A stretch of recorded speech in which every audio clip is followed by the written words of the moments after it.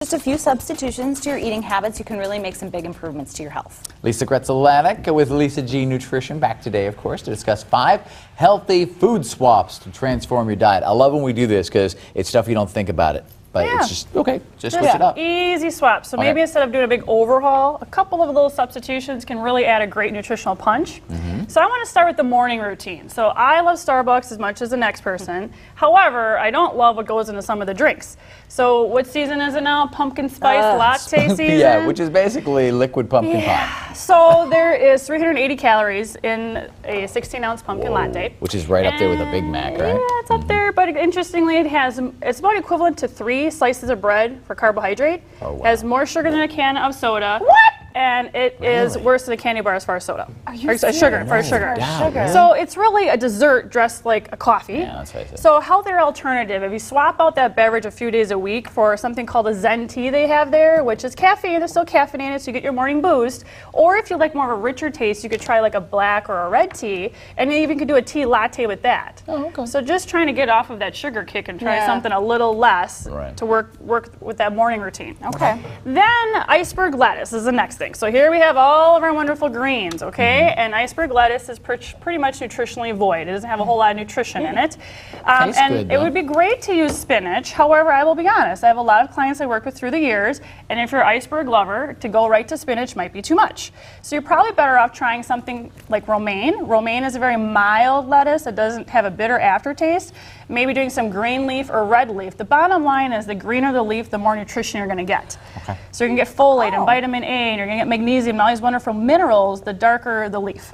So we want to try the red and the green leaf lettuce are better for you? I mean, they're more, I didn't know that. Yep, they have more. So these are all pretty mild, and most people can handle these if they're doing iceberg lettuce. They don't taste that bad. Spinach. That's cool. Spinach is great. Try it. Hands grows up, on you. everybody was happy she just didn't say kale. Yeah. For once, no kale. Thank you. The kale, I think, hot spot's over. Over kale, right? Goodness. Okay. All right, so then we have, in my practice, I've never yet seen a person who has a nutritional deficiency because they didn't have their daily dose of potato chips. No? Hasn't happened yet. I'm still, it hasn't happened. I'm waiting to come on and talk to you guys about it. It hasn't happened yet. You're low on cheddar cheese and bacon. You better double up. Yeah, we want to kind of lay off of the snacky junk food, obviously. Right. So what can we replace it with? Nuts and seeds are fantastic. So what nut or seed? Whatever one you like. Start there, work with it. It's about They're all good? They're all good. It's about a harm reduction, right? If you're going from potato chips to cashews, hey, that's a great swap.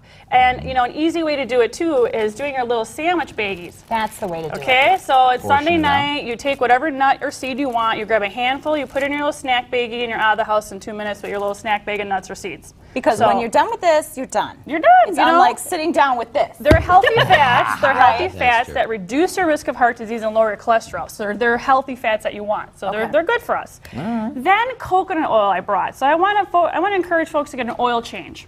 Get rid of the vegetable and the corn oil and try to do some things with coconut oil. Coconut oil is a fantastic fat. There's tons of research. If you Google it, you're going to see lots of great things about it. Can I look in there? Is it just like a regular oil? It's actually a solid at room temperature, and that's what kind of freaks people out a little bit because it's not liquid. But I tell people it melts like butter. So if you're going to make eggs in the morning or saute some veggies, you throw a little bit in the pan. It melts immediately like butter would, and it doesn't really taste coconutty. A lot of people are afraid. Does it taste like coconut? No, not really. It's kind of a neutral taste, but it's a really great fat for the brain, for the thyroid, for your skin, for your nails, for your hair. Tons of research, great for the immune system. So great healthy oil. Yours is half empty, so obviously you like it. I use it. I do use it at home quite a bit. And then lastly, a nice little swap would be swapping out your starchy sides, like potato, rice, and pasta, a few days a week for 2 vegetables at the dinner meal. So again, now who has any problems related to cholesterol or diabetes or hypertension, you name it, because they eat too many vegetables? Yeah. No. Now if I told you get rid of the potatoes, all the starchy stuff we don't need so much. So that is actually related to some folks having troubles with blood sugar management or cholesterol if they're doing too many starchy foods. The vegetables we can't go wrong on. So trying to replace maybe that meal, even if you start a couple days a week with more veg, less starch, and if I just take the starch away, then I do feel like something's missing. But sometimes 2 vegetables will make you still feel like a little variety. Yeah, you gotta have that on your plate. You don't want to feel like you're missing out on anything. It's like tradition to fill it up like that. I've done mashed cauliflower several times, and it's very, very good if you do it right. So. Yep, it's excellent if you have a good recipe for it. So thumbs up on that one, and thumbs up to you, Lisa. Wonderful ideas.